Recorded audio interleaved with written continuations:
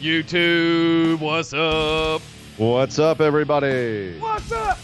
What's up? What's up? Nobody? All right. How are you doing, Sir Ian Dangerous? What the hell are we doing on here on a Tuesday? Mr. R-Truth fan. I don't know. I'm doing a show, I think. Last time I checked. We're here on a Tuesday. This is nuts. It's weird. There's no SmackDown Live tonight, but then there's like all of the wrestling for the rest of the week. I think There's that was stuff. the weirdest thing for me. Was like I still had this thing in my head that, oh my God, I got to get the posts ready for SmackDown, and I got to go check on the chat for SmackDown. And, oh wait, no, I don't have to. Nope. And I was just writing the show was really weird because I'm like, all right, what happened on NXT? Oh wait, hasn't happened yet. What happens on SmackDown? Oh, nothing happened. What the? This is so weird. I don't know. It's cool though. Let's see how it works. Yeah. We spend more time on Raw now, which is good because Raw blew my mind. What am I watching? We have so much to talk about. Inside information. Nick and I intentionally have not talked about Raw at all. I was in the chat with a lot of you guys last night, so you guys know my reactions, but Ian and I have not. We've saved it for the show. I did not get to watch it live because I work, and I was at work, and I had people coming in and be like, "Did you hear what happened on Raw?" I'm like, no, shut up. And then, of course, I got a couple spoilers from the internet at a certain point before going to bed last night, so I had a vague idea. I just watched it, just now, and I was not ready. I was not prepared for that show. Oh, I can't wait to talk about it on the show. I'm gonna need some gin. I'm gonna need some gin for this one. Oh boy. Well, speaking of the show, let's kick this puppy into gear. What do you say? Let's do it. Let's get it rolling.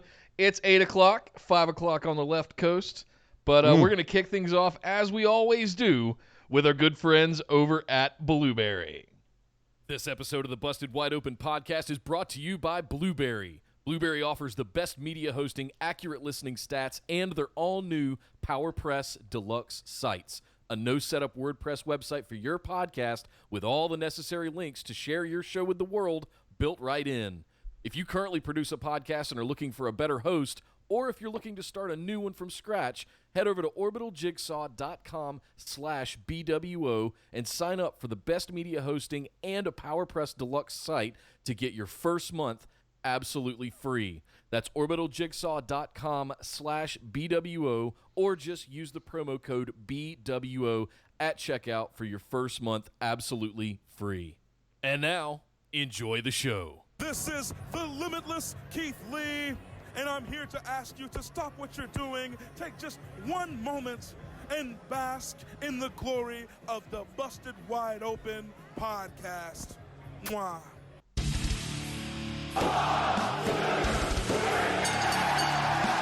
You're listening to the Busted Wide Open podcast, dropping the elbow on the hottest topics in sports entertainment and the world of professional wrestling.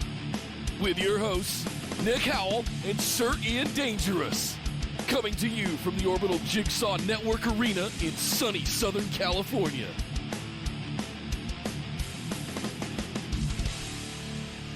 Welcome back to the Busted Wide Open podcast, where we are entering a brand new era. The premiere of the new era, as everything else is premiering this week, it would seem. We're premiering the new era of the Busted Wide Open podcast. My name is Nick Howell. And sad to say that Dominic can no longer play Sin Cara because he's dead. I am Sir Ian Dangerous. And yes, it is what would you call it? The season premiere of the new Busted Wide Open. We're now going two-time a week to keep up with all of the wrestling that's happening now. All of the shows, the new timing of everything. Y'all know how this is going. We've been talking about it for weeks about how this is going to work out with the new wrestling schedule. Here we are, the first time, Nick, on a Tuesday. Yes. And I'm happy to say it is Tuesday, October 1st. The greatest month of the year. It's most Halloween season. Wonderful time of the year. Yes, it is. Yes, it is. And we are very happy to be here because, it's our first time where we're going to split it off and just have our first show of the week just be about Monday Night Raw and anything that happened over the weekend in other wrestling companies, some Wide World of Wrestling. And if there was a pay-per-view, we can talk about that. So this is a good thing that we're doing it this week because Raw blew my mind this week, Nick. We had all kinds of new stuff this week on Raw, and I cannot wait to talk about it. But before we do that, let's do some housekeeping. Yes. I'm gonna keep it in my pants for a little bit, and then we'll whip it out and talk about Raw. But go ahead. You do some housekeeping, and we'll do it. I realized I didn't say what number this is. This is episode number 161. So thank you guys all for joining us here. Chat, YouTube, I see you. Thank you for joining us on this first of many Tuesdays coming forward. And if you guys want to get in on this and you're listening to it after we did this, make sure you're subscribed to the YouTube channel so that you can join us every single week, 2 times a week, right here at youtube.com/bustedwideopen. Make sure you're subscribed and make sure you hit that notification bell because we schedule all these events out and you'll get warnings and notifications when we're about to go online. So make sure you don't miss any of them. We're also on Twitter and Instagram at BWO Podcast. You can join us in our Facebook discussion group over on Facebook called the Busted Wide Open Discussion Group, and our Discord server. We have a new Discord server going here for the last month or so. We have live chats that happen for all of the shows all throughout the week and special channels to chat. Spoiler free, or spoilery, depending on how you look at it, about any of the pay-per-views, any of the shows, all of that stuff. We have dedicated chat channels for all of those. Thanks, Facebook, for taking our group chats away from us. You can also find us over on Patreon at patreon.com/BWO. Big shout out and thank you to all of our patrons. And if I can take a moment just to say there's a reason that we're doing these shows. There's a reason that we're going to 2 a week. And frankly, next week is a good example of you're going to get 4 shows because we're going to do the Tuesday Raw and the recap of Hell in a Cell after this Sunday. You're also going to get the Saturday show for NXT, AEW, and SmackDown on Fridays. And the 4th show will be a dedicated listener question stream that we'll be doing immediately after the Saturday show. So you're getting 2 or 3 this week, and you're getting 4 next week because we got a pay-per-view. So that's how things are going to go in the new era of the Busted Wide Open podcast. But Ian, we really have to, this feels like the calm before the storm, honestly. But we have a few things we need to talk about before we get into the madness of what went down on Monday Night Raw. But to do that, we need to head over and talk about the big news.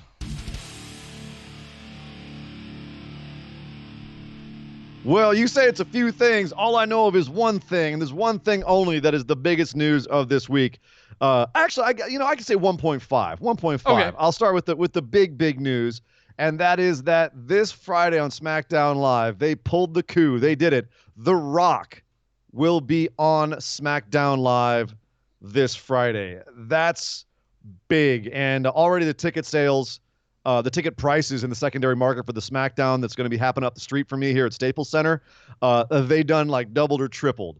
If you already have your tickets, good, because that stuff just got real expensive because The Rock is going to show up this Friday on SmackDown Live. I can't think of a better move on WWE's part than to have him, even if he just comes out and just says, "Hi, I'm The Rock. Can you smell what The Rock is cooking?" and leaves.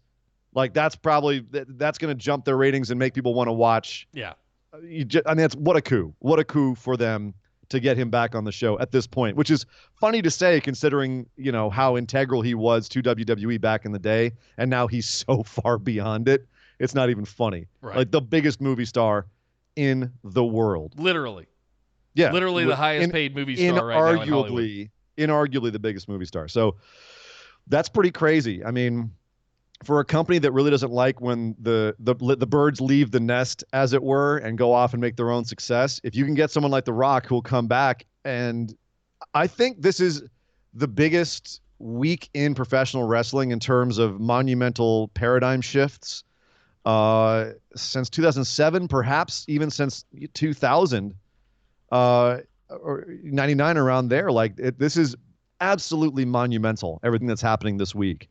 And for The Rock to take time out of his absolutely insanely busy schedule to come back to WWE and give them that rub, that's why you should let your babies leave the nest and then they come back and help you. Like it's a good look for WWE. I'll put it that way. It was a big surprise. It's a good get. It's one of those things that, this week we saw some legends come back for Monday Night Raw, but we'll discuss that in a little bit. But I didn't see this coming.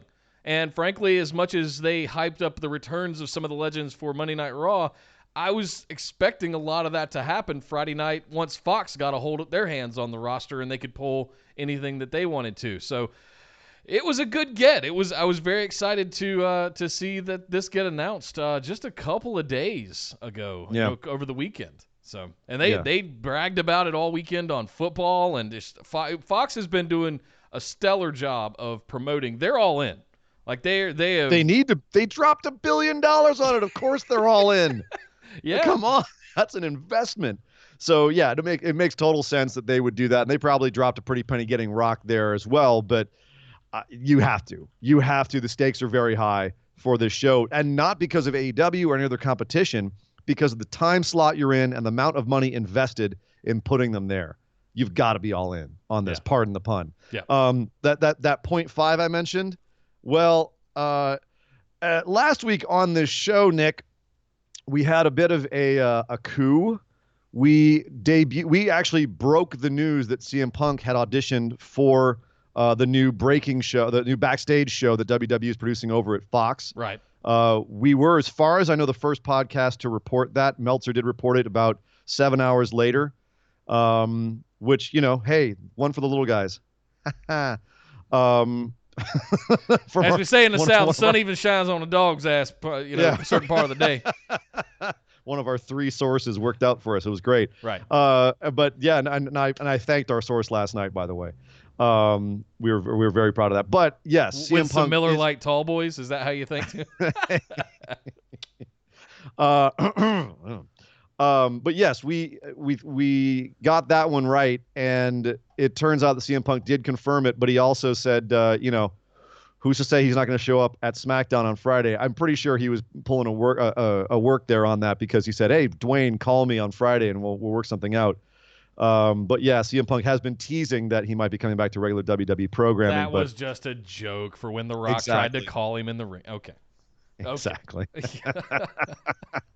But just wanted to slip that in there since you said there was more than one thing. So yes, Nick, that is the big news for this week. Let's not waste any more time and get over and discuss the wild and wacky program that was Monday Night Raw.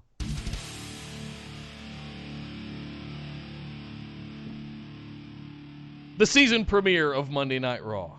We got a whole new Tron that looked like a half pipe, which was interesting. I'm intrigued. Yeah. The way that the video just goes from, in a half pipe way up the wall. Cool. We got Pyro back. That's almost worthy of being in the big news segment. We've got Pyro back. I guess when you get $2 billion, you can do a little bit of Pyro again. Well, again, like with what we were saying about The Rock, and they've got to step up their game. They got to bring the Pyro back. I wonder how long it will last. Just saying. And not everybody got it. Like, I was mostly surprised AJ didn't get Pyro. Like, Alexa Bliss got like a little during her entrance, and then AJ got nothing. They just still had the sound of the Pyro. That's like Kane's crackling fire music that's in his sound, right? Because they used to not have a sound effect of Pyro at that point in the song. They just inserted it once they took his Pyro away to cover for the lack of Pyro. But this week they still had Pyro, but they kept the sound. I don't know. It was weird. I also pictured somewhere in Knoxville County, Kane is sitting there going like, "Man, now they bring Pyro back. I was on the show last week. You could have had the Kane Pyro." Anyway, I miss the Kane Pyro. We got a whole new intro song from Skillet. Intro song, I'm not a huge fan. It's okay. It's fine. I'm a thorn in your eye kind of guy for old Raw is War theme, but this is okay. People like Skillet, I guess.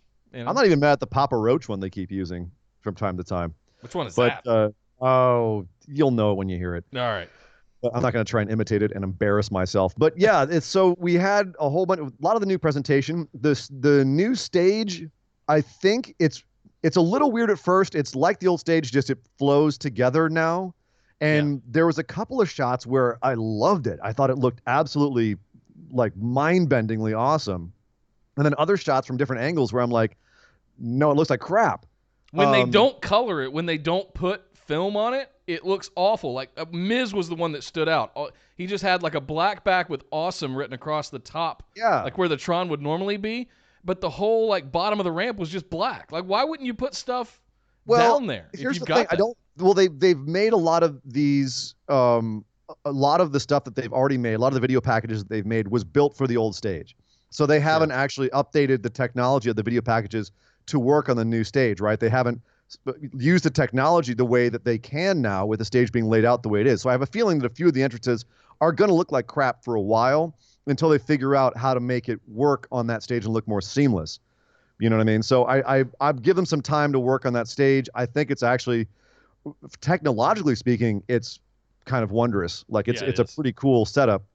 And the lighting rig in the background is just sick. That thing back there, like having worked a little bit with lights before, like what they have going on back there is absolutely insane. You're just talking about the big wall, the red and white wall. Lights, the wall of lights behind the actual, as you call it, the half pipe. Yeah.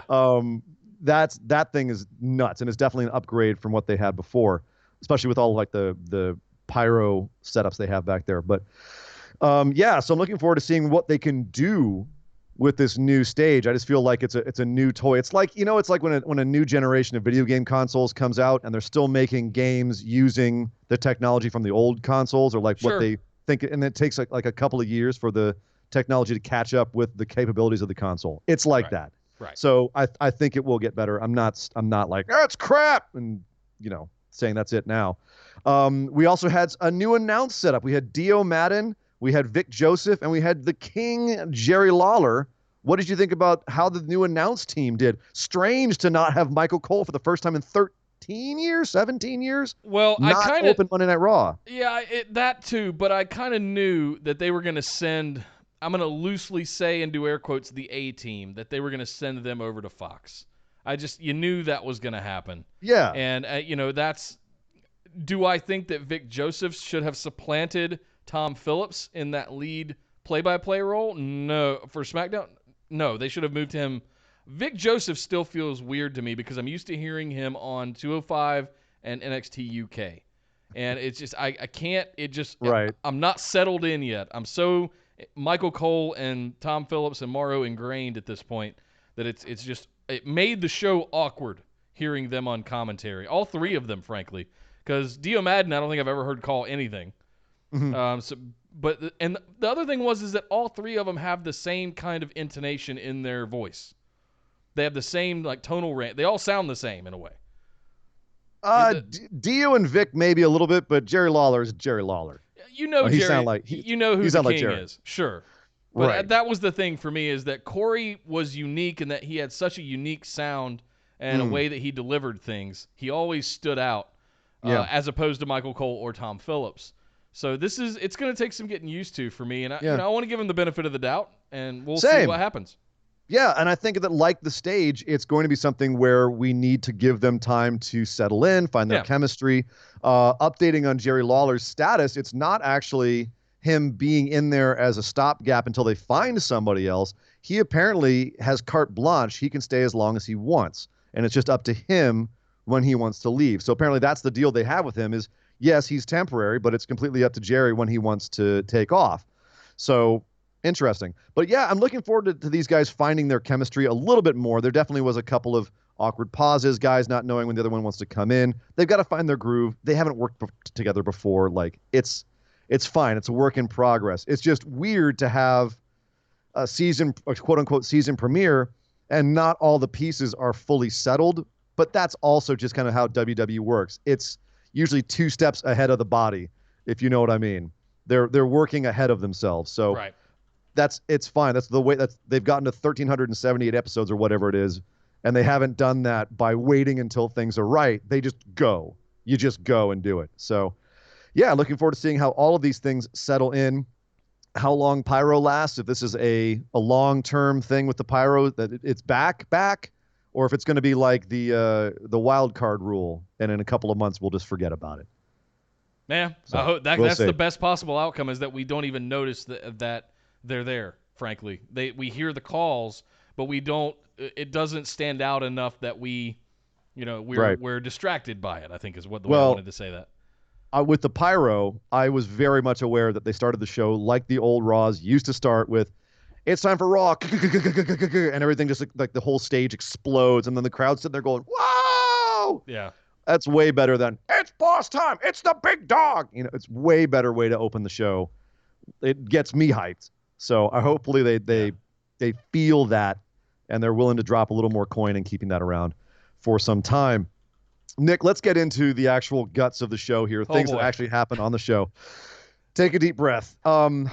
So there was one thing I liked about the writing of the show, and I love it when they do this, is have plot that carries on. Like there is a plot that carries on through the show that keeps you engaged. Ongoing storylines. The storylines weave in and out of other storylines.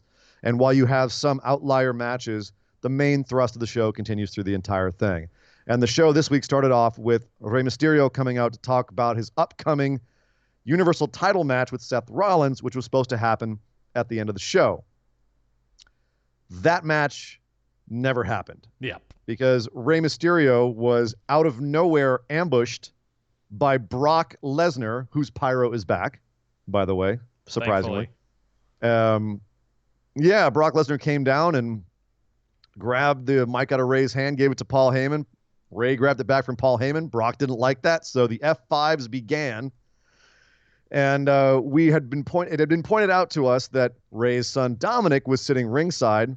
Dominic got mad dogged by Brock Lesnar. He sat down very politely in his seat. He didn't want none of Brock Lesnar, and who can blame him? And Brock did not think that was in the cards today. He was not backing down from Brock Lesnar today, son. Get over the ring.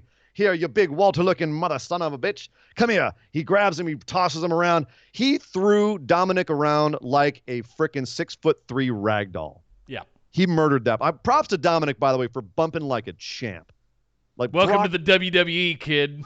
Oh my God. Here's Brock Lesnar. Here's Brock Lesnar, and Brock Lesnar doesn't give a crap about your kids. One of the stiffest MFers ever in the WWE. That's how we're gonna indoctrinate you into the company. Welcome. Take your bumps, man. Well, if this is him paying his dues have been paid in full. My God, Brock just tossed him pillar to post. He tossed Rey around some more. They kept trying to make him leave. He wouldn't leave. He kind of left, and then he came back and did it again. This was a murder. This was, in my opinion, some of the best stuff you can do with Brock. Yeah. Is have him act like a wild bear. What's the Leonardo DiCaprio movie? The Revenant. Yeah. The Revenant. Brock is the bear in that movie, and all you can do is try to survive him, and it's great. No words, just mauling. It feels like a mauling. It feels like he's out there killing someone. It feels real enough for you to buy in. Yep. So if you're going to have Brock be your final boss. I'm not the only one that felt some corollary for the patrons out there to some of the stuff that was part of my fantasy booking, even though it was Brock instead of Samoa Joe. I'm just going to say I got those tingles that Dominic is getting involved with a big baddie, even though it's not Samoa Joe. You have to admit, I was pretty close. I'm admitting what nothing. Happens. All right, so let's get back to reality here. Okay, yeah. Is this something that we see paying off at some point, or is this just building for the Kofi match on Friday? Is Rey going to come back? This is just showing what a monster Brock is. That's all it is. So two things on this. You don't think that Rey's going to come back and have a babyface storyline with Brock at some point? It won't matter after Friday. Okay. At some point, maybe. But between now and Friday, no. All of this, to me, was just to showcase that Brock is the wild, crazy bear, unhinged, and it's going to make sense when he just absolutely annihilates Kofi Kingston on Friday now. That's what the purpose of this was to me. Yeah. Well, I'm saying if he doesn't win on Friday, and he and Rey just have a feud between the two of them with no title involved, I'm not mad at that. And here's another one, another possibility that's been floated that I've seen a couple of places. There is a gentleman by the name of Cain Velasquez, who you may have heard of, who just debuted down in CMLL and did some work down there. Excuse me, AAA. AAA, where did he go? For some reason, I'm fritzing right now. But he got his wrestling debut, and he was fantastic. And he might come in. He's been wearing a mask. Can you imagine him coming in, fighting for Ray's honor? He's had talks with WWE. Cain Velasquez versus Brock Lesnar. Okay. You have just my throwing attention. that out there. Long shot, but if you're going to throw out some fantasy booking, I'm going to throw out some fantasy booking. So later on in the show, we see Ray and his now crippled son getting loaded into an ambulance. Ray takes off his mask when you can see him through the ambulance window. He took off his mask. Is that him unmasking, or is that just like for dramatic purposes? Dramatic. It was a translucent, opaque kind of finish to the glass. You couldn't really see, but you could see, but you couldn't really see. He keeps trying to have his mask taken off lately, though. Like, I can't help but think he's trying to unmask. Yeah, he could be. He could be, as a way of going out, as a way of finishing his career. I can totally see him unmasking and retiring via the in WWE. So or passing his mask to his son or to somebody else. El hijo de Rey Mysterio. Yeah. Yep. Something like that. So, yeah. So just a thought. So this plot continued through the show. Like, we had a lot of people referencing the fact they felt bad for Ray and Dominic, how awful Brock is, et cetera, et cetera, et cetera. Seth Rollins even weighed in. He says there's a lot on his mind. As you can imagine, he's got the Fiend mentally terrorizing him. He's got a championship match. Ray no longer can compete because of this. So now Seth has to find someone new. And he says, I'm waiting for someone to step up. We'll see who that is. Well, he had someone step up in another segment, and that segment was Miz TV with special guest stars Ric Flair and Hulk Hogan. Good Lord. By the way, just as a little aside, this segment, by far and away the highest rated segment of this show. In terms of the ratings, like, this one blew everyone else away. That's important for context for what we're about to talk about and probably Correct. What we're about to say. Yep. Yes. So, this segment... So this started off, everyone thought this was going to be Flair and Hogan putting over SmackDown or Raw or something. Nope. They were out there to put over Crown Jewel, the next Saudi Arabia show, which will be happening on Halloween, October 31st, later this month. Can't wait to cover that show, Nick. And they announced basically through some just really awkward stuff where Flair and Hogan were kind of recapping their old gimmicks. And Flair went in on Hogan, like he turned on him. Well, yeah, someone had to be the heel. And if you look at the way they set this up later, Flair is definitely being positioned as the heel. And Flair basically kind of fumbled around, but eventually got it out that, hey, Hogan, I'm sick of you hogging the spotlight. Let's you and me go one more time. And Hogan saying, okay, what do you want to do? And Flair and Hogan agreeing that they should do a 5-on-5 Survivor Series style match in Saudi Arabia. Though they didn't say Saudi Arabia, they said a Crown Jewel. Let's just be clear. We're not trying not to mention the country in which this international pay-per-view is taking place, because we don't want anyone thinking about how much blood money we're taking for it. So we're going to have this match, and it's going to be Team Hogan versus Team Flair. And the first person out for Team Hogan, Seth freaking Rollins. First person out for Team Flair, Flair's old buddy, Randy Orton. So, now break all this down for me, Nick. What did you feel about all of these things? If Ric Flair was not completely shit-faced drunk, I'm worried about the old man. Because there was something off there. And as someone who has been through his grandfather with Alzheimer's ultimately passing on, those are the kinds of telltale signs. But I'm going to chalk it up to Rick just being a legendary drinker and maybe having 12 too many scotches before he came out. He's not supposed to be drinking. I know. Rick, stop it. You're not supposed to be drinking, man. Come on, Charlotte. Come on. I know you live in Atlanta now, but come on, Charlotte. You're my boy. No one can rein him in. If he wants to do something, he's going to do it. The other part of this that I realized, and this might be a little controversial. Uh-oh. I think I've said before that I was ready to let bygones be bygones and let's move forward, and that he was doing a good job of making amends. I think I realized tonight I'm not ready to let Hogan off yet. You're still not cool with Hogan, huh? I'm still not cool, especially when you're going to send someone that's blatantly racist out there to promote a Saudi Arabia show. Oh, okay. It's just the double whammy, and then I got really uncomfortable really quick when I figured out that that's what they were doing, and I thought they were there to hype up. It's the season premiere. Here's these legends. What I thought, yeah. Let's start setting up Hell in a Cell. Let's set up the new season. Let's look forward to within 60 days to Survivor Series, which is kind of what they did. They set up a mock Survivor Series match with Hogan and Flair as the captains, or the coaches, I should say, not the captains, the coaches for what is ultimately going to be a Survivor Series match at Crown Jewel.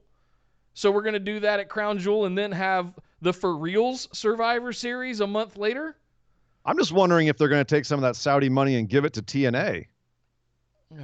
You realize we've had this match already, Lethal Lockdown, back in, 2010? Yeah, 2010. Lethal Lockdown, Team Hogan versus Team Flair. Only then, Team Hogan was Hogan, Abyss, Jeff Hardy, RVD, and Jeff Jarrett. And Team Flair was Flair, the Beer Money, Desmond Wolfe, and Sting. So I don't know. They've kind of done this already is what I'm saying. Yeah. But it wasn't good then. The last thing I'll say about this for entertainment purposes, I actually thought this was to set up The Fiend to come out and kill another legend. And I actually thought it was going to be the Mouth of the South, Jimmy Hart. Yeah, right. I forgot to mention Jimmy Hart. My boy Jimmy Hart was there. He looked Miz forgot about him, and we forgot about him too. But one of my favorites in there. It's just completely lost track of Jimmy Hart back there. But I thought it was going to be let's not bury Hogan or Flair, but let's send Jimmy Hart out with Hogan again so that we can have the Fiend attack another legend. That's what my gut feeling was towards this whole setup. No, ultimately it turned out to be a Crown Jewel thing. Something else. It was a Crown Jewel thing, and on top of that, so what do you think about Seth and Randy as the team captains? Like, if we're going to do this, so obviously, like I said, Flair is being positioned as the heel here because Orton's over on Flair's team. By the way, I loved Orton this entire show. Like, he just, first thing he says when he comes out is, Seth, if we could take a minute, you can climb out of Hulk Hogan's ass. Right. We can actually get something done here. Yeah. He felt very much like the, how shall I put this? Devil May Care kind of Randy Orton, where he's like, I don't really give a crap. Oh God, he had a couple of moments later in the shows where he how many times did Randy Orton corpse during this show? Like 5 times. A lot. He just kept mostly within the last 5 minutes of the show, but we'll talk about that later. We'll get to that. Yeah. Yeah, and the King Corbin entrance when the chair dissolved, but that was funny. We'll get to that. So. Yeah. Orton and Seth end up at the end of this saying, hey, we're the team captains. Let's have it right now. Seth said, cool, you're stepping up. Let's have a universal title match. And sure enough, the match started, but it never really got going because out came King Corbin in his King Corbin regalia. Sorry, Nick. I know you're a fan of the King gimmick. Good use of the word regalia as well, by the way. Well thank you. And came out and 2-on-1 on Seth. And then Seth was saved by Rusev? So here's how I think all this went down. Ric Flair kept interrupting Miz and Hogan. Is it my turn now? Is it my turn? Is it my turn? And I could just hear Vince back say, somebody get out there and save it. Save this. And out comes Seth, and out comes Randy, and hey, let's have a match. And they're rolling the carpet up and kicking the chairs out. That was all booked, Nick. Come on, that was all booked. I think they definitely cut him off with Randy Orton's entrance. They were definitely like, get him out there now. But everything else, come on, that's obviously all planned. But they had to roll the carpet up and all this shit. That just felt very ad hoc. It's supposed to. That's what I liked about it. Book it to feel like this is just happening on the fly. Like, as opposed to having it feel arbitrarily on the fly, right? Don't you want the show to feel like it's organic when people say, let's have a match right now, and you go, wait, how can you just throw a match into a pre-planned show? Well, this felt like they made the match on the spot.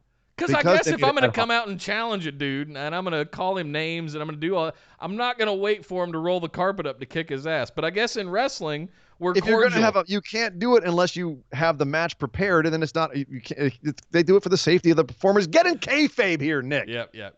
Follow me down the kayfabe hallway into kayfabe land, where we all think of everything in kayfabe, and we don't try to be like, well, I don't know, it doesn't make any sense. Why would they do that? You two get out there and challenge each other to a match. We got to save this. That's what that felt like to me. It felt so like rushed and ad hoc. Well, I think you're getting worked on several levels there. But anyway, so regardless, the point is Corbin is probably going to be on Team Flair. Rusev came out to save Seth, and then when he got to the back said, yeah, I came out to save you, so I deserve the title shot later on in the show. What was weird is he came out and saved Seth like a face, and the crowd was cheering him, and he was posing with Flair and Hogan at the top of the ramp. And then he got to the back, and he was yelling at the camera like a heel. So that was really weird. Is Rusev a face, or is he going to be a face in this match? Is he a heel? What's happening here? Or did this make sense to you? Was there a consistent through line with the Rusev character on the show for you? Not yet. No. Okay. Okay. Just making sure, because I definitely thought it was. They tried to make it make sense, but it just in execution, it was pretty messy. Yeah. But things got messier, Nick. Things got. But wait, so much. There's more. So much messier.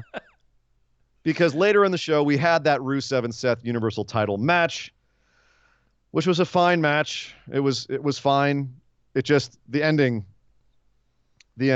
How did it end? Well, you had Randy Orton and Baron Corbin staring at them from the top of the ramp and distracting them. But that's not what really distracted them at the end of the match, because what distracted them was the sound of Bobby Lashley's music hitting and Bobby Lashley walking out on the top of the stage and gesturing multiple times to the doorway behind him, and no one came out until it finally worked. Would you be in a hurry to come out either if you were Lana? No, I would not be in a hurry to come out if I knew what was coming. Pardon the pun.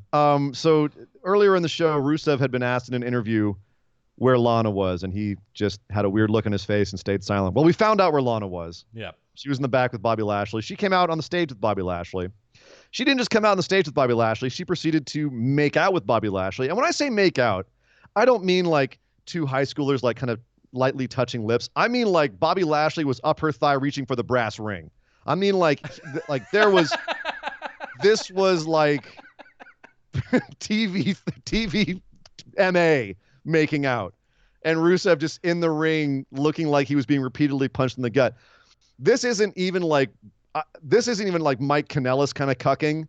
This is just a whole other level. And I have to admit, I was on my couch screaming like a high school girl watching the Jonas Brothers. Is that still a reference?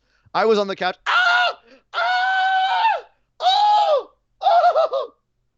It was brutal. And they kept doing it over and over again. Stop! No more! On this, there was video that came out afterwards of Baron Corbin and Randy Orton on the side of the stage, both just like cringing and like, oh God, with each other. Randy had his vest like pulled up over his face because he couldn't stop laughing. The same expression that we were all making at home, just going, oh God, what has the old man done now? Oh God, Nick. All right, so now we have our second cuck angle on the show. Rusev involved in both. Whose pot of coffee did this man pee in?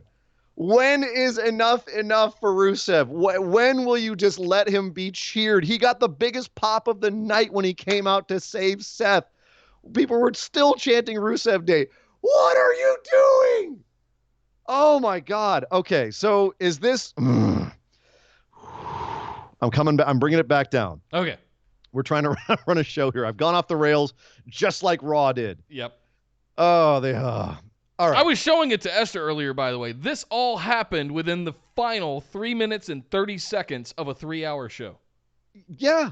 Oh, it was just, let's have a regular show, except for like one or two spots of insanity, and then just fan meet shit at the end of the show.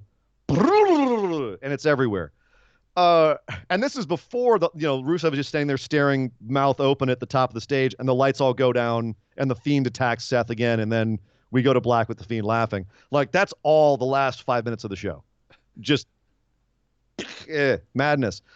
All right, so I'm trying to get myself back on the rails here. Rusev is now involved in two cuck angles. The Bobby Lashley Lana thing Do you think have they gone too far, or is this what we tune in to WWE for? Is this like when people say, we want the Attitude Era back? Like, I hate to say it. This is not what we mean.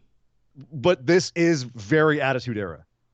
This is very much that. It's more ruthless aggression, TV. Middle 2000s crap. Actually, I would argue this felt a lot to me, and people have speculated on whose fault this was or who's responsible for this.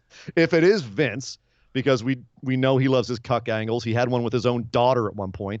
And then we also know this is the kind of thing, like, and I will defend him when he does a good thing, like his promo in this show about Brock Lesnar killing Kofi on Friday.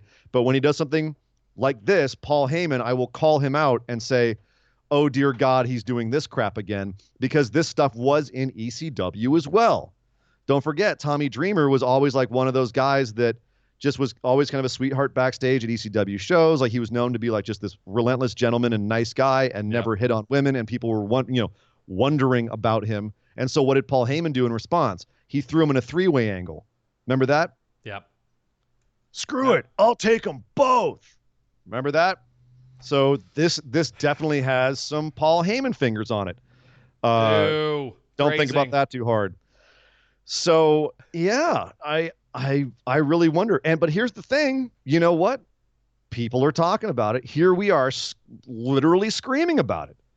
There is something to this. The only thing I have to wonder is, I mean, literally the only thing I walked away from this wondering is how in the world this is going to end up being good for any of the people involved in it.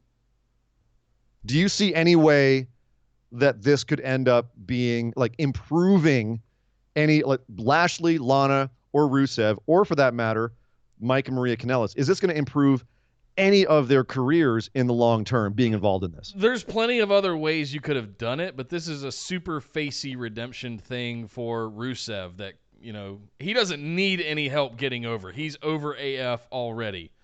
But he can be if they let him be. I can see the logic where they might think that he gets his girl back from the big baddie and somehow turns into super mega face Rusev and saves the day and all of that kind of good stuff. That's the only thing I could maybe defend to them that might be what they were thinking. It's the worst possible way that they could have executed it. Yeah. There's so many other ways that you could have achieved that exact same outcome, just not something that 12-year-olds are going to, they're kissing. I mean, how many times are they going to do this to Rusev and Lana too? Like, how many times do they how many times do they have to be punished? If that's the last time they did it with Enzo, for them, no, it was Aiden English last time. Who by the way tweeted out, is it too early to say I told you so, or something to that effect. And then also before that, they had Dolph Ziggler and Summer Rae, right? Right. Which is, I've got Dog Ziggler sitting over here in the corner right now. So, that storyline did produce some funny TV, not good TV, but funny TV. I could actually see this being entertaining, but not in the sense like I'm not going to sit here and be like, God, I can't wait to see what happens next with Bobby Lashley, Lana, and Rusev. And that's the other aspect of this is Lana and Rusev are a real life husband and wife couple. And is there a part of this that makes you more uncomfortable because they are a real life husband and wife? Maybe like Mike and Maria Kanellis maybe a little bit similar because they are so out and in public about it. If Rusev has to be okay with what transpired at the top of the ramp. Well, he had acting. to have agreed to it, or they could have gotten massive checks for it. It's alleged that they're pretty open about themselves anyway. I'll leave it at that and let you draw your own conclusions. But the idea there that Rusev could be truly IRL offended by this, nah. Oh no, I don't think so with that. I mean, no. They're getting paid. The entertainment industry is full of people who are married and then go film and TV and have full on love scenes. Like that's okay. That's another point. It's more that, of all of the options of things to do in the WWE, they still chose to do this to Rusev and Lana.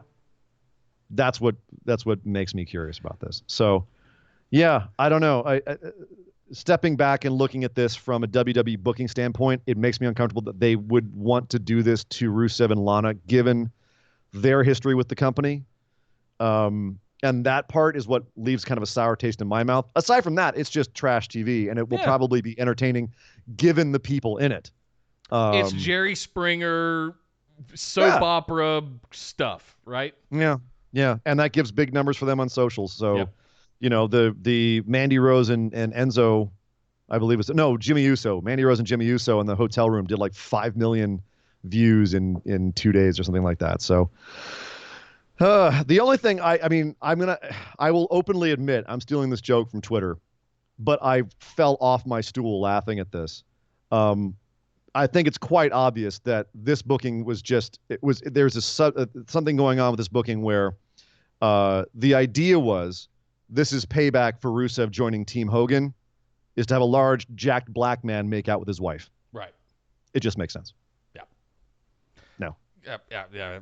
I don't know if I have anything else I want to say about this. Honestly. You're the one who's mad at Hogan. I thought I'd just throw that out there and you'd like it. I am. And I'm not going to address that anymore. I think everybody can interpret on their own exactly how I would feel that way. All right. Well, I want to talk about some tag team action. Let's shake it off. Shake it off, Nick. Shake it off. Some good things happened on this show. Shake the dirt off of you. I want to jump ahead a little bit and talk about the tag team stuff that happened on this show because I was very inspired by it. Oh my! In a sense that, are we finally getting to the point where we've got a decent number of tag teams? We've got 3 tag teams circling the titles right now, but the oddball, the odd men out are Rude and Ziggler as the champs. But you've got Heavy Machinery, Viking Raiders, and the Good Brothers, the OC, all legitimate tag teams for long times. And the weird thing is that Rude and Ziggler have the titles. Like, why are Rude and Ziggler even in this position when you've got those 3 teams that would just be lights out tag teams fighting over those championships? I can't wait for the day that they get rid of it, but I was inspired to see all 3 of those teams in action on Monday night. All 4 of those. Well, the other 3 teams, yes. I was not excited about. Not inspired by that. No. Yeah, no. Okay. No. Well, but here's the thing. I'm glad that one of the matches was a tag team title match, and frankly, Rude and Ziggler worked a really good match with Heavy Machinery, and the OC and Viking Raiders was an entertaining match. We had 2 very good tag team matches on Raw, and even if one of them was a tag team that is made up of primarily singles wrestlers, it was still, that's a lot better than it's been, Nick. You have to admit. Like, this was a step in the right direction for the tag team. I don't have to admit that. But, yeah, we're going in the right direction now. We've got Then 3, you just admitted it. We're going in the right direction now as soon as they get those titles off Rude and Ziggler. I'll admit that. My question is, why can't the OC win, even if it's like through dastardly heel tactics? What's up with them lose? I mean, I know it's because they need to, quote, win the feud in the end to keep. I don't know. I don't know what their thought is. Viking Raiders and OC are just kind of down there doing their thing a little bit. And there's not really, I don't think, a lot of grist in that feud. It's just kind of. No, I want to see this get booked like they're fighting for a title opportunity. That seems to be the one thing that's missing. Right. Like, there's no stakes. There's no stakes. Like, make the Viking Raiders and the OC and Heavy Machinery have a triple threat match for the #1 contendership at Hell in a Cell for the Raw Tag Team Championships. There you go. Bam! There you go. This isn't hard. Like, instead of just having a match because, right? That's the thing that was missing. Like, why did Heavy Machinery get a title opportunity? Did something happen that I miss online that they have a tweet off? There's just no stakes. Well, hopefully they'll come up with some stakes before Hell in a Cell. They've got 1 episode to do it. Yeah, a little late. They'll throw it together the day of. You know it, Nick. Just to screw up our It'll be pick-ems. on the pre-show, and it'll be fine. Yeah, come on. This isn't hard, but Bobby Lashley is. Moving on to Sasha Banks versus Alexa Bliss. So this was just a match. This is one that was frustrating to me because you had Sasha and Alexa trying to have a match. Becky's up at the announce table just standing on the desk, staring at the ring and taping up her hands, which that was a nice detail. But it was a nothing match, Sasha and Alexa. And Sasha faked out Alexa by pretending like Bayley was going to interfere. When Alexa looked the wrong way, Sasha chop blocked her and pinned her immediately. and then Becky ran down to the ring and the real story began. I felt bad for Alexa Bliss for having to be involved in this. Why not have Sasha have this kind of match against someone else? Whether it's, I know Natalya and Lacey are doing a feud, and that's fine. Dana Brooke, Sarah Logan, Naomi, wherever she is, somebody else. Why Alexa? Why did Alexa have to? It was just because Alexa should be on the show and you want to get your stars on the show? Because this was a bad way to treat her if that's the case. It was, but again, you needed to have someone of the same caliber fighting to preview what's going to happen on Friday night on SmackDown. Much like you had to have Rey Mysterio, a legend, out there with Brock Lesnar to preview what a big baddie he is. Let's find the smallest guy possible in the WWE just to highlight how big and mean and bad Brock Lesnar is. And let's let him throw this tiny little man in a vertical overhead suplex all the way across the ring. And if the ropes hadn't been there, he'd have landed 3 rows deep into the crowd. So that's my thing. Like, this was all about Becky and Sasha and a preview highlight for what's going to go down on Friday. Nothing more, nothing less, other than you could loosely throw in that Sasha had a match with Nikki Cross last week. So now we're doing the singles thing back and forth for the women's tag championships. They're going to have a match at Hell in a Cell, if I'm not mistaken, right? Have they booked that one yet for the women's tag championships? Not that I know of yet. Bliss we only have Cross. like 3 matches booked for Hell in a Cell as of right now. What? We got 1 episode. You got 4 days. They're gonna throw us together, man. We've got 2 Hell in a Cell matches, and that's about. And there's more stuff booked for Crown Jewel in a month than there is for Hell in a Cell in 4 days.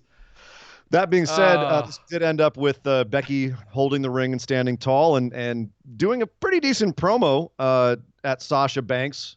You know, nice pithy one-liners. I like that. You made it personal. I'm going to make it painful. Retribution is coming at Hell in a Cell. And it was good stuff. Yeah. But then later on in the show, we had Sasha Banks run in and grab a mic out of Charlie Caruso's hand backstage and to start like going off on Becky right back. And that was a really good, I mean, Sasha, you know, we kind of, you know, we poke at her on the show on the regular about her promos. That was a really good promo. It was. Fantastic promo. But are those promos enough to build this match? Yeah, Do we I still feel like don't. This match has been built enough? No, because, I mean, she came out and attacked Natalya. So what's Becky got to do with it? Well, like, that's way back when this started. I understand. Yes. Has it escalated all from of what? there? SummerSlam, I guess, is when it started, right? So this is, yeah, I mean, what are the stakes here? Is it for the championship? You know, is it for bragging rights? It's for the championship. Yeah, I understand it's for a belt. It's for a title. But, I mean, like, is that, why? It doesn't feel like it's been built. Like I said last week, that we've just skipped all the meat. Like, we've gone from beginning to end without any explanation or anything. Is it just they hate each other? Cool. Promote it's that kind of more. what that is. And this is one thing that we were saying last week, Nick, is that there was no, like you just kind of pointed out, Sasha attacked Natalya, Becky ran in for the save, and now all of a sudden Sasha and Becky are at each other's throats. And there did not feel like there was this big betrayal moment where Sasha did something so horrible to Becky or vice versa that would create enough animosity to warrant a Hell in a Cell match. Yeah. Right? So it's been built off of Becky's competitiveness and Sasha just being kind of a dick. And frankly, that's not enough meat for this kind of match. The Bray Wyatt and Seth Rollins in a cell makes a lot more sense because it's the Fiend. It's a demonic structure that will take your soul. It ends careers. Yeah, right. The typical promos they do for Hell in a Cell, but fine. It makes that makes more sense. The Fiend is this horrible, hellish creature, and Seth is a guy who's going to survive and prevail. Copyright trademark, and that's going to end in Hell in a Cell. Or it's going to be in Hell in a Cell because that's just where the Fiend would be. That, for whatever reason, makes sense. It doesn't feel like a Hell in a Cell match yet. It feels forced. Jonathan in the chat just said Sasha is basically the Dolph Ziggler "it should have been me" angle, and I kind of agree with that. That's what this sort of feels like. Sasha came back. She's butt hurt that Becky's getting all this limelight when she's the one that was winning all the championships, and she took point alongside Charlotte, I guess you could say, as the one that was winning all the championships. Bayley and Becky weren't doing shit. So this whole thing, and I get it, but we've seen this already. I don't need to see this again. I need some kind of actual animosity, some kind of screw over, some reason for them to be having this fight, or it explained to us that it's Sasha's turn, that she earned an opportunity at the title. What they're doing here is neither of those. Yeah, and that's why we're it's so not that she confused by earned an it. opportunity; it's that she just pissed off Becky enough for Becky to want to challenge her. And as far as the comparison with Dolph Ziggler and It Should Have Been Me, It Should Have Been Me was just a really extreme version of something that they do a lot, which is just take someone who's in the mid card and elevate them with no real reason to do so, whether it's Jinder Mahal or whether it's Natalya, and just have them all of a sudden be in a title contention. And you go, wait a minute, you've been telling me for the last 6 months, a year, 2 years, that this person is a permanent mid carder, and now all of a sudden you're going to try and make me feel like this person is main event. Well, Sasha is a main eventer, but the problem, and she is legitimately, but they didn't do enough to build her back to that after coming off of being on a tag team for however long, for being on the sidelines and all of the negative fan reaction that engendered, and all the rest of the kind of weird path her career has taken, kind of slightly downwards. So yeah, I think that's not that's an apropos comparison, maybe not apples for apples, but yeah. But it has more to do with the consistency or the inconsistency of WWE's booking of some of these superstars. We were saying about Asuka, you can shelve her for 9 months and bring her back, and she'll still feel legitimate because they never had her lose as consistently as you did Natalya, Dolph Ziggler, Sasha Banks. Good point. Yeah. So it does matter how you book people. True. We got to move on here, Nick. So let's talk about a couple of last little bits here. AJ and Cedric Alexander had a match for the U.S. title. AJ won. It was a good match. That's pretty much all there was to this. I couldn't really tell if the feud was going to continue or if this was a blow-off or just killing some time, but it was a good match. I think it was good enough. I don't think they need to continue it. I feel like this was the blow-off. I hope so. What a waste. It should have been it should have happened at a pay-per-view. I would have loved to have seen more with huh? It did happen. Well, I mean, it did, but they're still fighting, right? Right. So this feels like it should be done. It feels organically like it should have been done at the pay-per-view, frankly. But they're still fighting. That he wanted the rematch. Fine. Now he still couldn't get it done, even in the rematch situation. So all logic should say it's done. Yeah. Right. I would have loved to have seen Cedric do more with a tag team faction set up against the OC, the threesome of the OC. We teased that a little bit. We had some of that before. Yeah. But it just didn't pan Cedric out. and the Viking Raiders. What? Okay. All right. Well, I mean, they're all still fighting. So, whatever. For now. What does AJ do next with the U.S. title? Here's the gone thing. through Ricochet. We've gone through Cedric. What you have to remember is we're a week out from the draft as well. It's not just Hell in a Cell. So they can't start any feuds right now. There's a lot of stuff that's up in the air because, as you know, at WWE, even they don't know who's going where. They're not going to know until the day of because why plan anything? Right. So that's why we have matches like that, or like Ricochet and Cesaro, who fought again, which I'm never going to be mad at a Ricochet-Cesaro match. It's just too bad it was so short. But again, the follow-through with the Rey Mysterio line through the whole show, Ricochet beats Cesaro with a West Coast pop, which was Rey Mysterio's move. Although Ricochet did do a springboard version of it, and it was pretty. It was so pretty. It was pretty. We had a huge debate in the live chat during the show on last night. This is technically a Dragon Rana, if I'm not mistaken. Was that your interpretation? If you do it from the mat, Ricochet did a springboard Dragon Rana. Yeah. Gotcha. Okay. Which is just. And, because he can, and because Cesaro can take it, and they're both animals. Gotcha.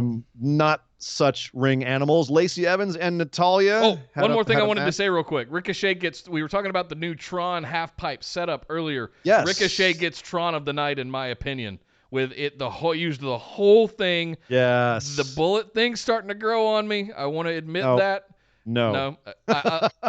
I see what they're trying to do with it. They're letting it linger a little bit more.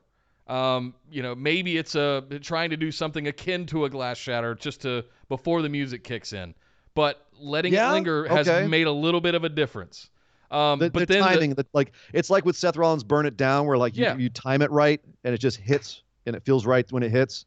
Yeah, okay, I could see that. But they did use the entire half pipe with his giant barbed wire string and the ricochet across it. It looked fantastic. That was my favorite one of the night. Whereas Rey Mysterio's Tron made me like cover my eyes, like, oh God, I can't see. Cesaro got generic Tron, green Tron A, right? It looked like an After Effects basic template that somebody pulled out. Poor guy, he can't win one, and neither can Natalya because she lost to Lacey Evans because Lacey grabbed her tights. Okay. Quick question, Nick, and then I don't really want to talk about this match, but should this match have been on main event and we should have had like Dana Brooke and Sarah Logan on the main show? I mean, I know obviously they want to position Natalya and Lacey higher, but just in terms of the quality of the matches, I think they should have been reversed. Yeah, just it does not need to be on a pay-per-view anytime soon. Please don't book that. It's rhetorical. awful. And then finally, Nick, AOP had another segment. I'm not even going to try to quote this one because it was basically just both of these guys spouting a whole bunch of philosophy. And frankly, even though it was in two other languages, I thought they delivered this beautifully. Just musing on the nature of violence and those who, like, the different ways that you can engage with violence, and ending it with, I paraphrase, but those who those who commit violence. He who is violence becomes the author of pain. That's good Loved stuff. Yeah.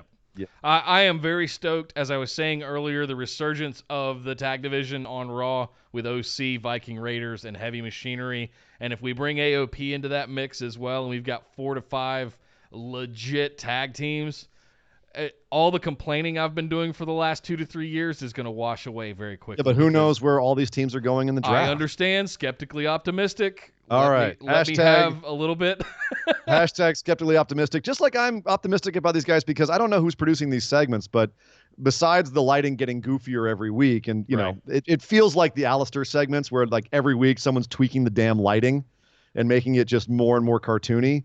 But unlike the Alistair segments, these are working for me. Yeah, me too. These are working real well. So, is it the foreign language dynamic that it makes it feel more intense? And it's not Alistair talking like this. Maybe. It might be that's helping. There's a few different dynamics that are helping with it. I also think that it's more of a clear through line what they're saying with what their intentions are. Yeah. That makes more sense. Whereas Alistair was just the conceit that he was sitting in a dark room in every arena that they were in, just waiting for someone to knock on his door and fight him. That was just stupid. Whereas these guys are like, hey, we're badasses and we're going to kill people because we like it. Yeah. That's their whole point. Yeah. I'm in it. I'm in. Yeah. Also, we got a real quick touch on the Firefly Funhouse. We mentioned that it happened. Basically, Bray just saying to his all of his puppets that it's okay to be afraid, and Seth should be afraid because the Fiend is going to kill him. Yeah. Basically, and he proved that right by screaming "Die, die, die" at Seth while choking him out at the end of the show. What a Raw, Nick! What is Rambling Rabbit going to stay dead this time? Of course not. That's his gimmick, is to die and come back. There's a rumor. I know the great thing about having a longer format show now on Tuesdays, Nick, is we can really ruminate on Raw. Real quick, there's a rumor going around that Bray Wyatt might be getting an Abby the Witch to his Firefly Funhouse. What? Liv Morgan is being rumored to become a new member of the Firefly Funhouse. That she's going to come back with a new gimmick and be aligned with Bray Wyatt. Yes. It's a rumor. All in on that. So the pink hair gone. She's dyeing it black. She's going to be in emo funeral lace and all that. Clip on Instagram or Twitter where she was cutting off the hair. You didn't see. You saw the hair falling on the floor. Bum, bum, bum, bum. I'm in. Yeah. Yes. Sold. You dig it? Yes. Yep. I am too. As long as Bray's not playing Sister Abigail, I'm fine with it. Josh just said, "Oh my God, you killed Ramblin' Rabbit, you bastard!" Again. Ramblin' Rabbit is turning into Kenny. Yes, he is. He is. As long as he doesn't, take off his rabbit head and turn out to be a blonde-haired young boy with a filthy mouth. Ooh. Just saying. Boy. Well, that got awkward real quick. I'm just saying, if they start getting anthropomorphic versions of these puppets out there in the ring, like I said, you could have, theoretically, Sin Cara coming out as Rambling Rabbit, Liv Morgan coming out as Abby the Witch, Baron Corbin as the Vulture. I don't know. I'm just throwing it out there. Yeah. I'm trying, or someone else who's not doing anything. Maybe like No Way Jose as the Vulture. No. Well, guys, the other part of the show, that is it for Raw. The other part of the show we're going to do on Mondays is our coverage of the wide world of wrestling, New Japan, Ring of Honor, Impact, everything else that is sort of not WWE related. So, Ian, let's head over and talk about the wide world of wrestling. Mercy, the Buzzard. Mercy, no, you can't see Mercy the Buzzard dancing the ring. I'm still on this. No? Okay, sorry. We'll head over and talk about New Japan. We had New Japan's Fighting Spirit Tour going up and down the East Coast this last weekend. Kind of like American house shows. There's not really a lot to discuss from these shows other than there's a couple of things. We had a couple of title matches, and the big one is the fact that the Rock and Roll Express was along for this entire tour. You know who they are, right, Nick? Rock and Roll Express? I do. You've heard? I do. Okay. Not cool. not to be confused with the Midnight Express. No. Who? No. Yeah, who? Right. Exactly. Midnight Express? Yeah. I've never heard of him. Jim Cornette. No. Okay. No. Who? Jim Cornette. Who's that? Who's that? So started off Lowell, Massachusetts on the 28th. So one of the other guys that was on this tour and was getting a hero's welcome across the whole thing. I could read off all of the wins and losses that I've got in front of me here, but that's just going to be kind of dry. So I'll just talk about like the overall. Lance Archer on all three of these dates was getting like a hero's welcome. Dude was massively over. The G1 did absolute wonders for that dude. Absolute freaking wonders. TJP, conversely, was the most hated guy on the tour. No matter what he did, people booed the absolute crap out of that man. So the first night, I think the big one is the fact that Chase Owens was a disciple, or he was a student of Ricky Morton from the Rock and Roll Express. They finally had their tag match, Chase Owens and Jado versus the Rock and Roll Express. Chase Owens did pin Ricky Morton for the win here. So good on Ricky for putting over his student. Yeah. That's awesome. Even if Chase is an asshole, he did do a lot of work in this match. Although, dude, I got to throw this out, man. Rock and Roll Express, dudes are old. They're old. But they were putting in some work on this tour. You had Ricky Morton alone doing like topes and Canadian destroyers. It was like props, guys. They did their work. Damn. In the match, I never thought I'd see Tomohiro Ishii teamed up with Amazing Red to beat Bushi and Shingo Takagi. That was nice. That's a lot of meat. Good. Gorillas of Destiny. A lot of little meat though, like little guys doing meaty things. 2 meaty guys and then 2 flyers. It was a fun match. The Gorillas of Destiny retained their tag team titles against Roppongi 3K. No surprise there. Yep. And we had a couple of Okada and Tanahashi were along for this tour. And there's a lot of teasing of the fact that Okada and Ibushi are facing Sonata and Evil respectively. So a lot of those tag matches on these shows. The other big news is that in New York City on the 29th, the show started an hour and a half late. Oof. And the reason for that is that there was like in New York, you have to, in order to get a license to have a wrestling event, you have to have an ambulance on site by law. And earlier in that day, apparently the ambulance company was called by somebody who said that the show was canceled, and the ambulance never showed up. And by the time they realized they didn't have an ambulance and had called the company, and the company said, yeah, you guys called us and said you didn't need us, it was too late and the show was already ready to start. They had to wait for an hour and a half until the ambulance was on site. They even tried to get the fire department to send over like a vehicle. No, they needed an ambulance specifically, so they had to wait for an hour and a half. Rocky Romero's out there throwing shirts at the crowd, thanking everyone for waiting. So that sucked. And what people don't know, there's a lot of course speculation rampantly going around. Like, was this sabotage? Was this just an accident? We don't know. We still don't know yet what happened here. So that was pretty crazy. Let's see. Also on that show, you had Tanahashi, Ricky Morton, and Robert Gibson defeating Tetsuya Naito, Shingo Takagi, and Bushi. And as you would imagine, Tanahashi and the Rock and Roll Express, after the match, played air guitar together, which apparently was like a childhood dream of Tanahashi's. So that's fantastic. That was a really cool moment too. On that same show, Kenta defeated Yoshihashi in a who gives a crap match to defend the never open weight championship. I'm not gonna lie, that was a sleeper of a match. It was bad. Yoshihashi is a charisma suck to begin with, but then Kenta just didn't seem like he wanted to be there. So that was a bit of a bummer. And on that show, also Sonata and Evil beat Okada and Ibushi in a tag match. Very good tag match. Fantastic. It was, and Evil closed out the show by giving a pretty cool speech too. Evil was over as hell this entire tour as well. I'm actually really impressed with the guys that got out for this tour. And then finally on the last night, I'm just looking really quickly to see if there's anything interesting. Remind myself if there was any. Oh yeah, Amazing Red had a match with Ren Narita. Ren's got some work to do. Amazing Red, they did some good work. Red didn't put him over yet because Narita is still a young lion. But yeah, it was interesting to watch, like one of the old guard and one of the young guard, the new guard work. Same with like Rocky Romero and Clark Connors. So good stuff. And then that show ended with Tanahashi, Rock and Roll Express, Yoshihashi, Ishii, and Goto versus all the bad guys: Gato, Owens, Tonga Loa Tamatonga, Kenta, and Jay White. So that was a fun, crazy chaos match. The crowds were into it on all shows. Worth a watch if you've got some free time this week. Free time this week.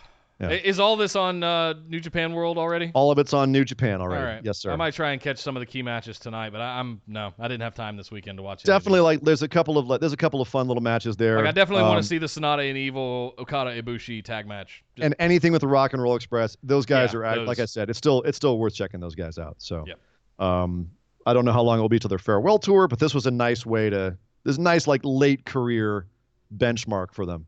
So very cool. Also this last weekend, Nick, we had Ring of Honor's Death Before Dishonor.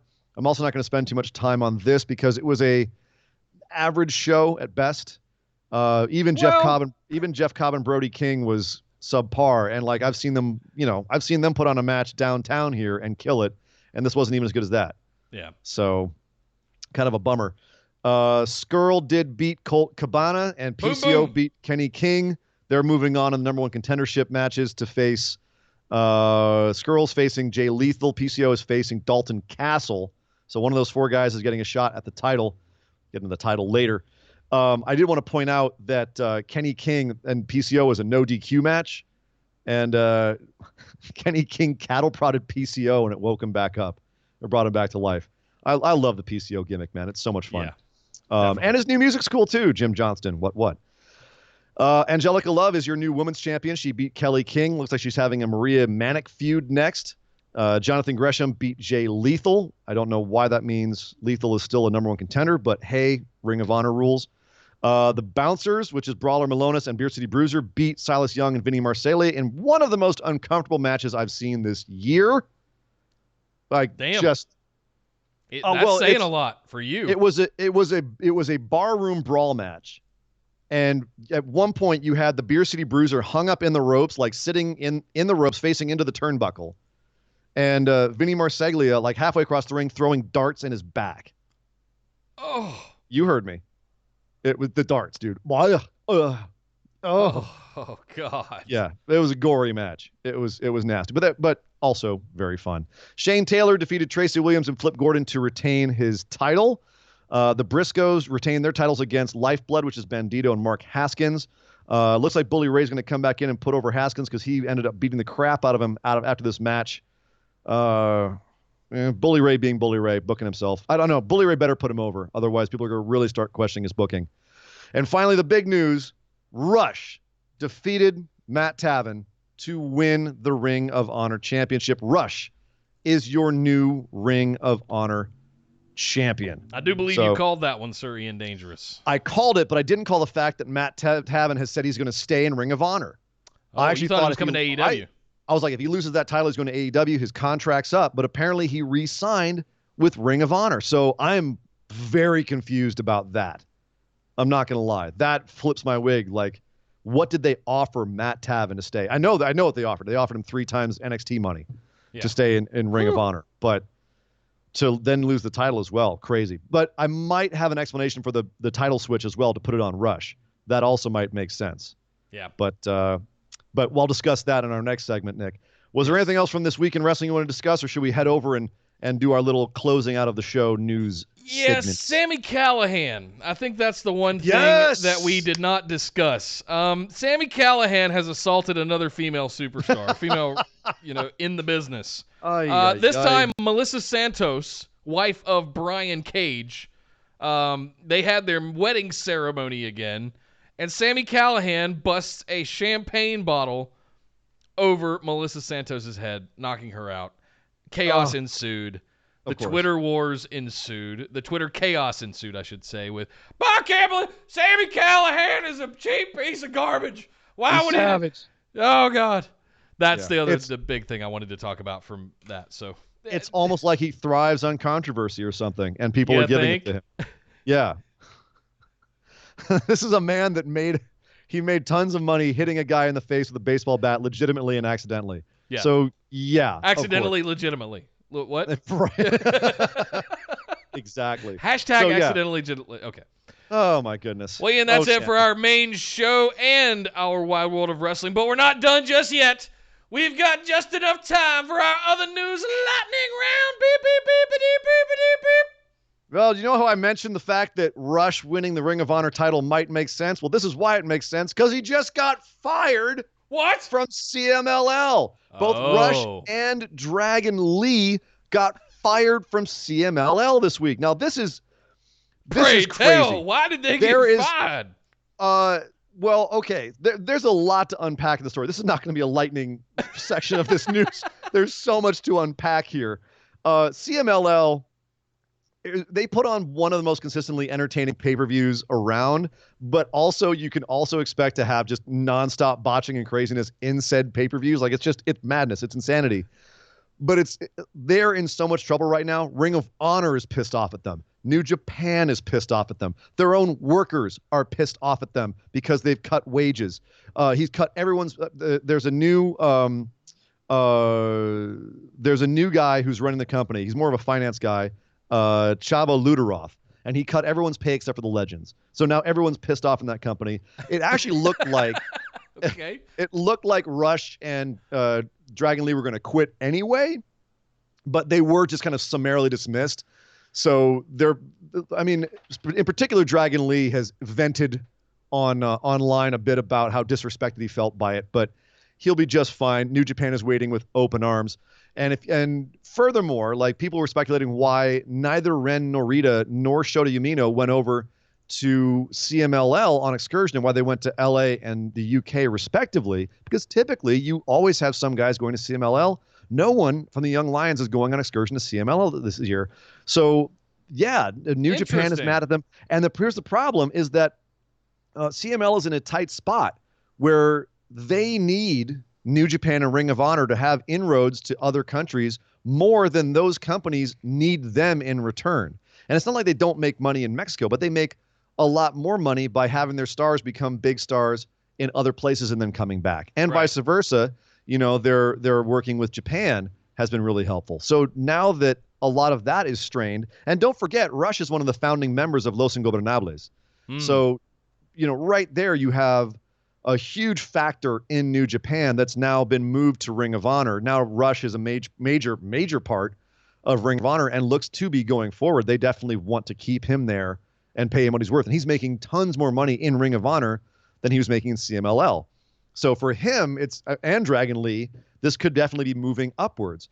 Whereas for CMLL, this could be shooting themselves in the foot. Dragon Lee was not supposed to work PWG, and he went ahead and did it anyway. So he was obviously unhappy before to begin with. Yeah. So yeah, it's a pretty wild situation. I'm going to keep my eye on it because there is a lot to unpack here, and I really don't want to just go into all of the notes I have about all of this.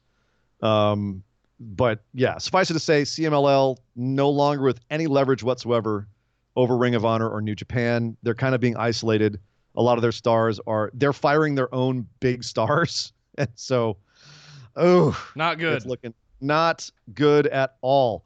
Moving over back to the WWE, Mauro Ranallo and Nick Jackson and AEW. Mauro Ranallo and Nick Jackson tweeted at each other they're congratulating each other before this quote unquote war begins. In fact, there's been a lot of kind of warm sentiments going back and forth between some of the players in this new, quote, Wednesday Night War. And I know that it's really hip to say it's a Wednesday Night War, they're out to kill each other.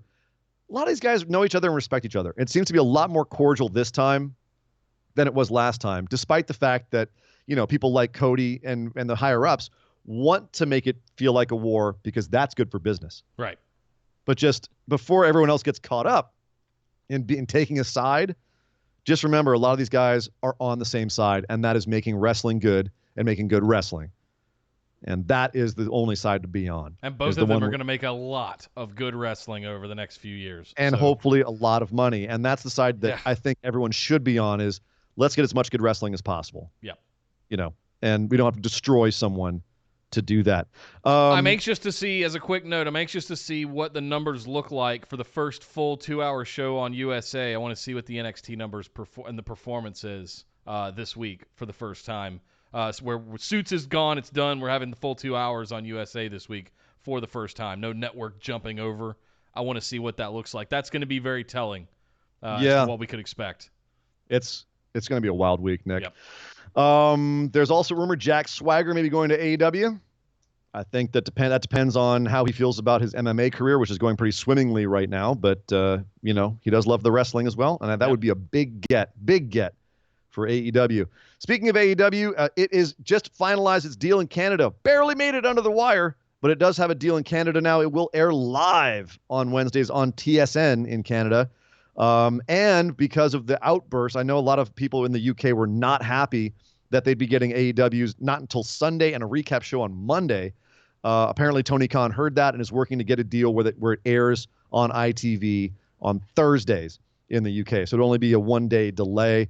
Although with a time difference, it would be only a slight delay, I think. Yeah, it would be like Thursday morning, 1 a.m.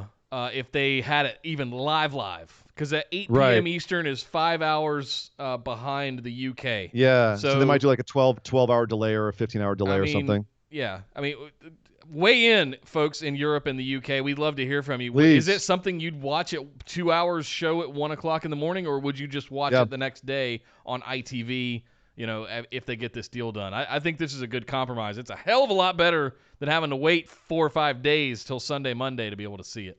Which would lead you to bootleg, watch it somewhere else anyway. So smart business move by Tony Khan to get your eyes on the product. Well, yeah, listening to the fans is always a smart move. Yep. Just saying. Speaking of moving, 205 Live is moving to Fridays, as you would expect. It's still staying with the SmackDown show. It will be live after SmackDown on the network. So that's kind of a no-brainer. But what they're saying is 205 Live will continue. It'll just be on Fridays.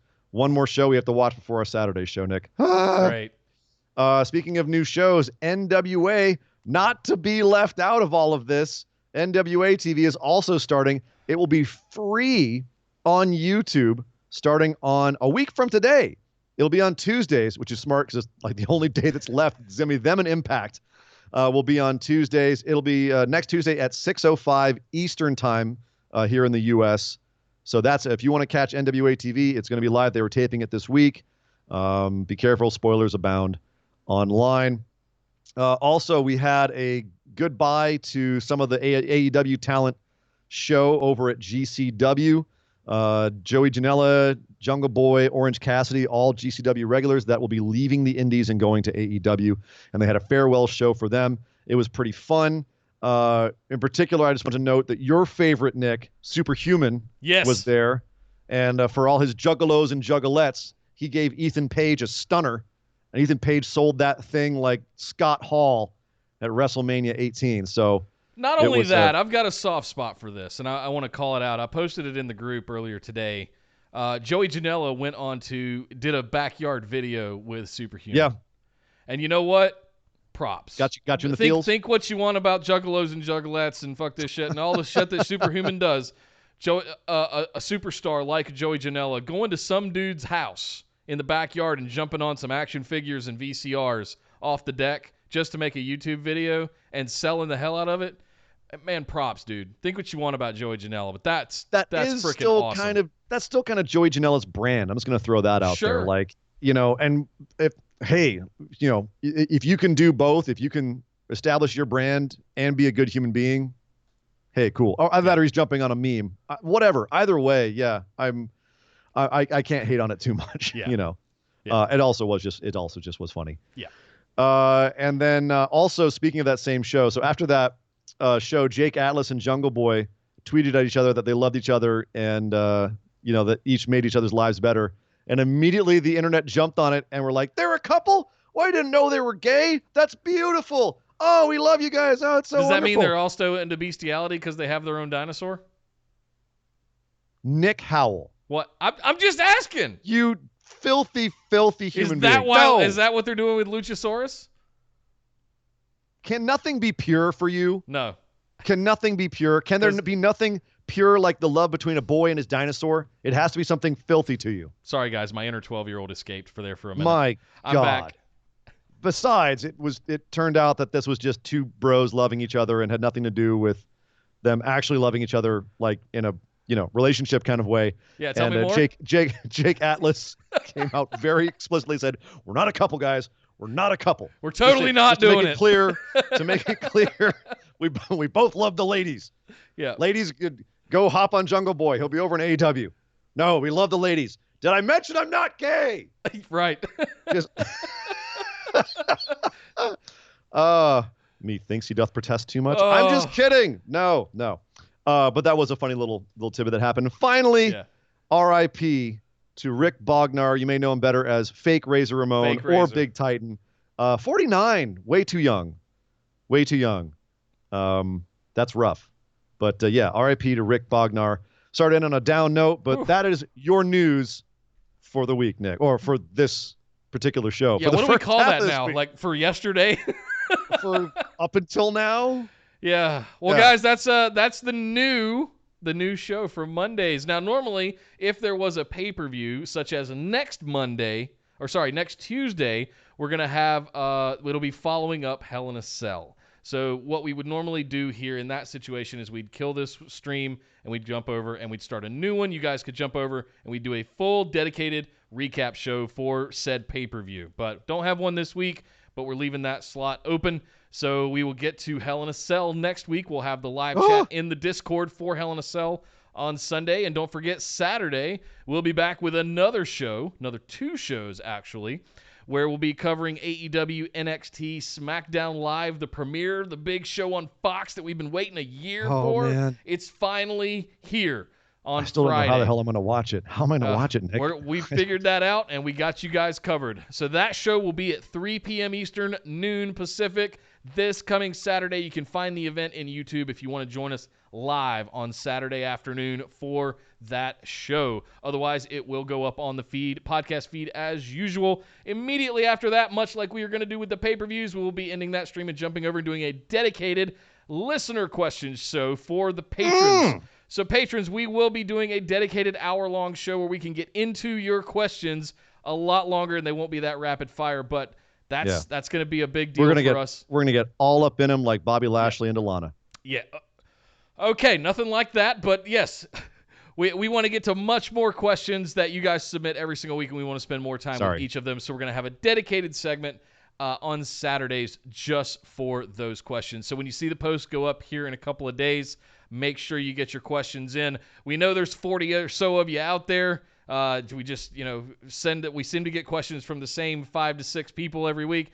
Come on in. Don't be afraid. Ask your questions. We've got a dedicated show for it. And it's a lot of fun. It is. It is a lot of fun. For you patrons, I hope you enjoyed the first annual AMA mailbag that we did. That is up. And the audio version went up today, so you should see that in your podcast app. Welcome to the new era of the Busted Wide Open podcast, everybody. As always, you can find us over on Facebook in the Busted Wide Open discussion group and on our Discord server, which you can find a link to both on Facebook and in the show notes right below here on YouTube if you are watching us live or if you're watching this later. You can also follow us on Twitter and Instagram at BWO Podcast. Subscribe to us right here on YouTube so you can be a part of this whole new journey that we're going on. YouTube.com/BustedWideOpen. And last but certainly not least, patrons, we love you guys. Thank you so much for your support. You are largely the reason that we have gotten to where we are able to launch this whole new era and provide you guys with all kinds of new content throughout each week for the indefinite future. So thank you. Thank you very much. But my name is Nick Howell. You can find me on Twitter at DataCenterDude. And I am Sir Ian Dangerous. You can find me on Twitter at Sir Ian Dangerous. But by God! Would somebody stop the damn match? This show is part of the Orbital Jigsaw Network. For more episodes, subscribe to us on iTunes, Google Play, or Stitcher Radio. For details and show notes from each episode, check us out, orbitaljigsaw.com. Thank you very much, guys, for joining us. Really appreciate it. First one's in the books. Seriously, guys, thank you as always. Yep. Thanks for joining us on a Tuesday instead of a Thursday. But we will see you guys in the chat tomorrow night for AEW and NXT. Oh my God! Which one are you gonna watch? It's the debate of the year. I know. Hey, well, I'm curious to see which chat room gets more posts. We'll see. Let's have more activity. I'm watching. And who's sitting there with their PlayStation View, like watching them both at once? Right. Well, somebody in the chat said they were gonna have one on the TV and one on their iPad next to them. So I would like to thoroughly enjoy both of them. So I'm not sure. I'm probably gonna watch AEW live and then NXT on the network. That's probably my MO. But we'll see you guys. We'll see you tomorrow night in the chats. Thank you very much for joining us again. And we'll see you guys back here Saturday, 3 p.m. Eastern, noon Pacific. Hell yeah, guys. Peace out, everybody. Thank you for joining us. See you soon. Bye-bye.